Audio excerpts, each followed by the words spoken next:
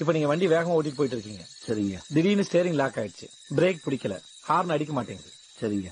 100 metre தூரத்துல ஒரு 5 பேர் வேலை பார்த்துட்டு இருக்காங்க. ஐயோ வேற வழியே இல்ல.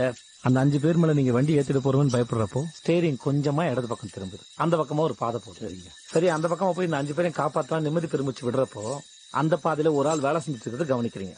வண்டி வேகமா போயிட்டு இருக்கு. பிரேக் பிடிக்கல. ஒரு பக்கம் 5 பேர் வேலை செஞ்சுட்டு இருக்காங்க, இன்னொரு பக்கம் ஒரு ஆள் வேலை செஞ்சுட்டு இருக்காரு. வண்டியை நிறுத்த முடியல. நீங்க என்ன பண்ணுவீங்க? யோ, என்னையா கேள்வி இது? சட்டுன்னு வண்டி இடது பக்கம் திருப்பிட்டு அந்த ஒரு ஆள் அடிச்சு போட்டு போக வேண்டியதான். ஏன்னா 5 உயிரா ஒரு உயிரானா 5 உயிரை காப்பாத்துறது தான் முக்கியம். ஆமாங்கய்யா, அந்த நிலைமையில வேற என்ன செய்ய முடியும்? 5 உயிர் காப்பாத்தணும்னா ஒரு உயிர் போட தப்பில்ல.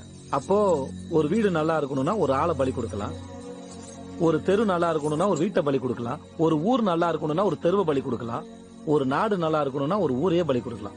இப்படி யோசிக்கிறது சரி நீங்க நம்புறீங்கல்ல? ஆமா. அந்த ஒரு ஆள்